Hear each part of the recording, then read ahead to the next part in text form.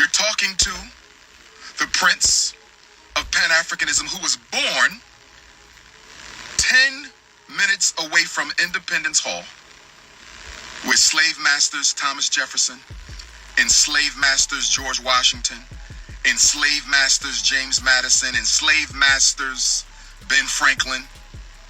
Slave masters declared independence from Great Britain. I was born in the city where the white power structure was created. Brothers and sisters, I want to say this, and I don't want to keep too much of your time. I'm going to say this, and I need you to hear me well. I want you to understand, and overstand me. I want you to understand and overstand and understand the Snow Bunny Boogeyman this afternoon. I have a question for my Negropeans. What are you celebrating on the 4th of July, 159 AE? I'm going to ask again. I need some answers from the Negropeans today. What are you celebrating on July the 4th, 159 after emancipation? What are you celebrating? Somebody answer this question for me. The Snow Bunny Boogeyman needs to know, what are you celebrating on July 4th, 159 years after emancipation? See, let me say this to you. One thing is for certain, two things are for sure. Slaves don't celebrate slave master freedom. Free people damn sure don't celebrate slave master freedom.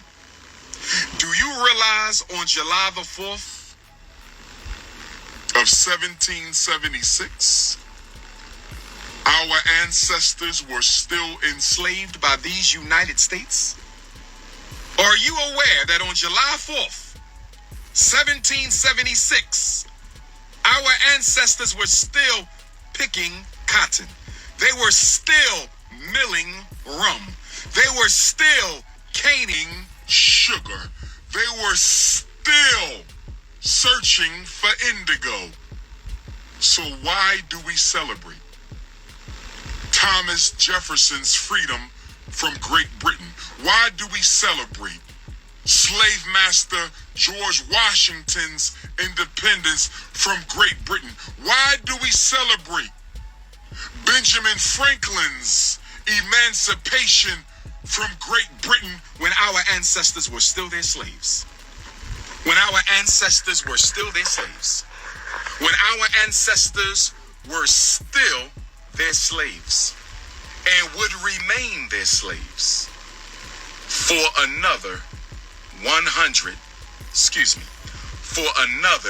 89 years.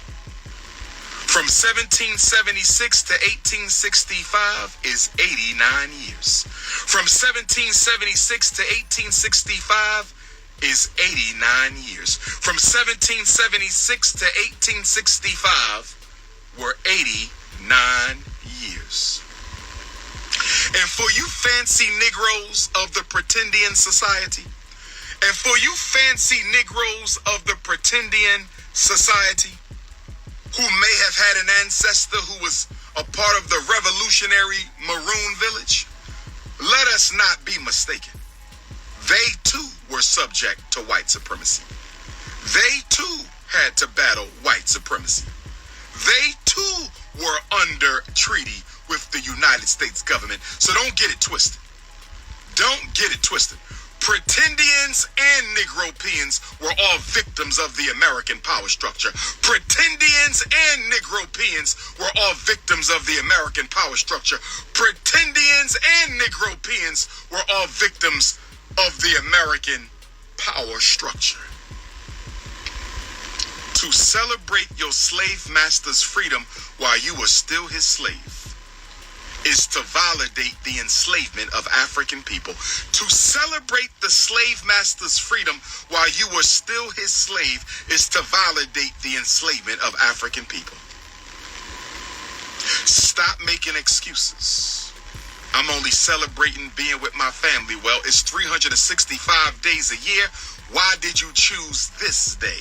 There's no such thing as an emancipated people until you emancipate yourself from the worship of your slave master's holidays. I said there is no such thing as emancipation for a people until you emancipate yourself from the celebration of your slave master's holidays. I don't care what cookout you at. I don't care what swim party you at. I know you got the macaroni and cheese. I know you got the greens and the deviled eggs. I know you got the beef tongue and the beef ribs. I know you got the apple pie and the carrot cake. I know you got the beans and rice with the gravy. I know you can cook your ass off. But guess what, family? You're doing all that cooking and all that eating and all that swimming in the honor of your slave master's freedom while our ancestors were still their slaves. Brothers and sisters, we not free. Not only are we not free, we don't even want to be. I said, not only are we not free, we don't even want to be. I said, not only are we not free, we don't even want to be. Where's my flag? I know you didn't ask me that. I know this Negro peon did not ask me that. Let me tell you about my flag. My flag is red on the top. It is black in the middle, and it is green on the bottom. That is my flag. It is the flag of the most honorable Marcus Messiah Garvey. It is the flag of the Pan-Africanist movement. It is the only flag universally voted on, approved, and adopted to be the flag of the African race. That's my flag. Now let me talk about your flag. It's not your flag, because when your flag was created, you were still property of the U.S. government. How can it be your flag when you were not even considered a person? How can it be your flag when you were not even free? How can it be your flag when you were not even a citizen? How can it be your flag you were not even a human being? How can it be your flag when you had no rights? In the words of Supreme Court Chief Justice Roger B. Taney. In the words of Supreme Court Chief Justice Roger B. Taney, he said the black man has no rights. The black man has no rights that the white man is bound to respect. And you call that your flag? You need your melanin snatched, you Negro peon. Somebody snatch that Negro peon's melanin for me. Somebody please snatch that Negro peon's melanin. He called the American flag his flag when he had no rights to own it. He had no rights to hold it. He had no rights to possess it. How can you call the American flag yours when you were not even a person? You were not even recognized as a human being. You were property. You were merchandise. You were a thing. I'll tell you what red, white, and blue stands for. Red stands for the blood of our ancestors that was shed building this country. I said red stands for the blood of our ancestors who were beat, brutalized, maimed, dehumanized, forced to work for free until death. For 246 years, the blood of our ancestors, that's the red.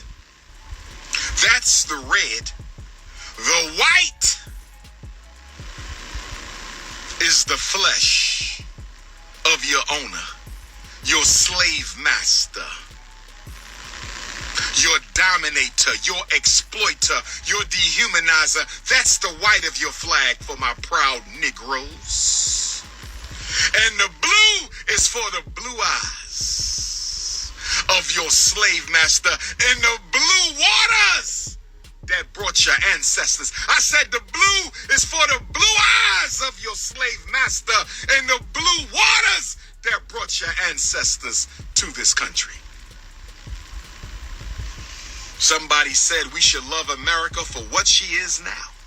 Well, can I ask you a question, my Negropeans? Can I ask you a question, my bunny hopping Negropeans? You said I should love America for what she is. Well, let me ask you, what exactly is she? You said that I should love America for what she is now. So I ask you, what exactly is she now? Are you any more free now than July 4th, 1776? Are you treated any more equal now than July 4th, 1776? Are the police sparing your lives any more now than the slave trackers on July 4th, 1776? If I should love America now, I must love oppression. If I should love America now, I must love slave of black children. If I love America now, I must love the lynchings and hangings of Africans in America today. If I love America now, I must love mass incarceration and miseducation. If I love America, I must love gentrification. I must love third-class citizenship. If I love America now, I must love my own people's pain. I must be in love with my own people's misery. I must love the fact that I will never, ever be treated like a political, economic, or social equal in this land. You know what, brothers and sisters? I'm not going to give you my words. I'm going to give you the words of my 4 times great-grand cousin, the most honorable Frederick Douglass right now. Because you do know the greatest black leader in American history is my blood cousin. You do know that the greatest black leader in American history is my 4 times great-grand blood cousin. You do know the grandparents who raised Frederick Douglass are my 6 times great-grandparents. You do know that, right? You do know that Isaac and Betsy Bailey, who raised Frederick and my grandfather Stephen, are my 6 times great-grandparents. Let me tell you what Frederick Douglass had to say on this day. See, y'all playing with the prince right now. Let me quote the greatest black leader of all time. He said, "What to the American slave is your 4th of July? I answer, a day that reveals to him more than all other days in the year the gross injustice and cruelty to which he is the constant victim. To him, your celebration is a sham, your boasted liberty an unholy license, your national greatness swelling vanity. Your sounds of rejoicing are empty and heartless. Your denunciation of tyrants, brass-fronted impudence. Your shouts of liberty and equality are nothing more than hollow mockery. Your prayers and hymns, your sermons and thanksgivings, with all your religious parade and solemnity, are to him mere bombast, fraud, deception, impiety, hypocrisy, a thin veil to cover up crimes which would disgrace a nation of savages." Let me repeat that. A thin veil to cover up crimes which would disgrace a nation of savages. I'm going to say it again. Frederick Douglass said your 4th of July is nothing more than a thin veil to cover up crimes that would disgrace a nation of savages. There is not a nation on the earth guilty of practices more shocking and bloody than are the people of these United States at this very hour. Brothers and sisters, and look what we have here. A black man and his bunny holding hands as they leave the restaurant. A black man and his bunny holding hands as they leave the restaurant. Lord have mercy. We not free. We ain't free. We don't want to be free. We don't don't care to be free. The average American African, the average Americanized African only wants one thing. He only wants one thing. He wants to imitate the Caucasian. He wants to be accepted by the Caucasian. I said, all y'all want to do is you want the right to imitate and participate. You don't want liberation. You want imitation privileges and validation privileges.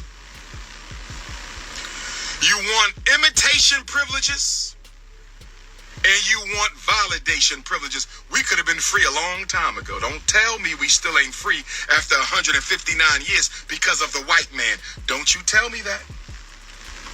I'm coming to you live and direct from Cherry Hill, New Jersey. I'm coming to you live and direct from Cherry Hill, New Jersey. I'm about to walk through the Cherry Hill Mall, and y'all better not start another Cherry Hill Snow Bunny crisis. I'm about to walk through the Cherry Hill, New Jersey Mall, and y'all better not start another Cherry Hill Snow Bunny crisis. I'm about to walk through the Cherry Hill, New Jersey Mall, and you better not start another Cherry Hill Snow Bunny crisis. You would be free by now if you valued freedom. You would be liberated by now if you valued liberation. You would be equal by now if you validated equality, but you told the Caucasian, I don't need to be free, just give me social media. You told the Caucasian, I don't need to be equal, just give me the right to marry your white woman. You told the Caucasian, I don't want freedom and justice. I just want the right to live in a white neighborhood and shop at a white mall. That's right. You gave up the right to human equality for economic participation. You gave up the right for human equality just to participate economically in the white man's capitalism. You are a laughing mockery of the African race, a disgrace to every ancestor who toiled on the plantation.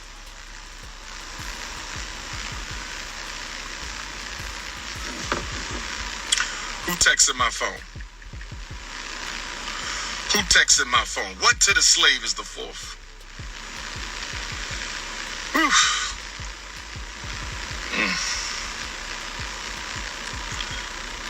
Okay.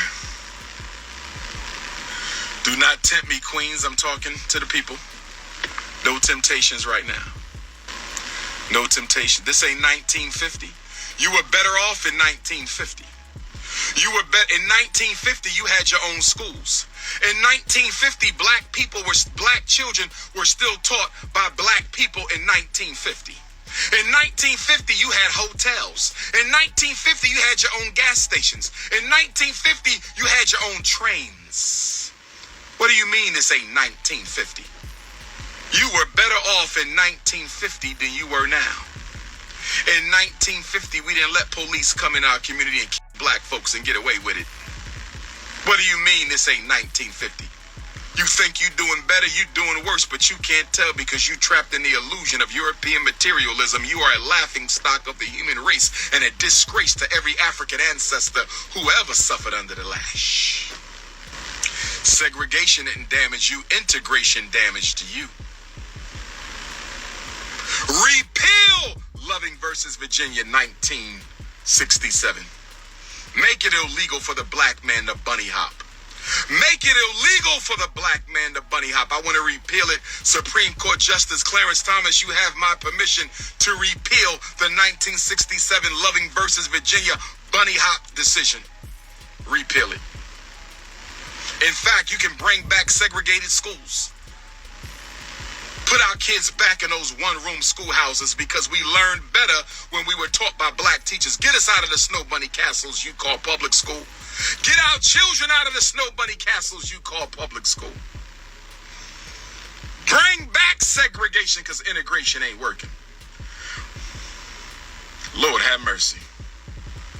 Sister, I'm talking to the people on 4th of July. How dare you send me a picture of your Cinnabons in that beautiful purple thong? I need you to stay focused right now.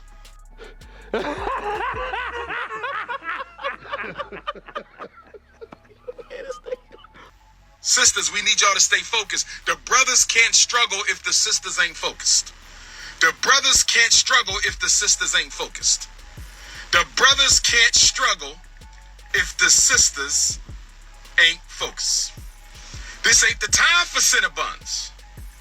This ain't the time for Cinnabons. This is the time for revolution.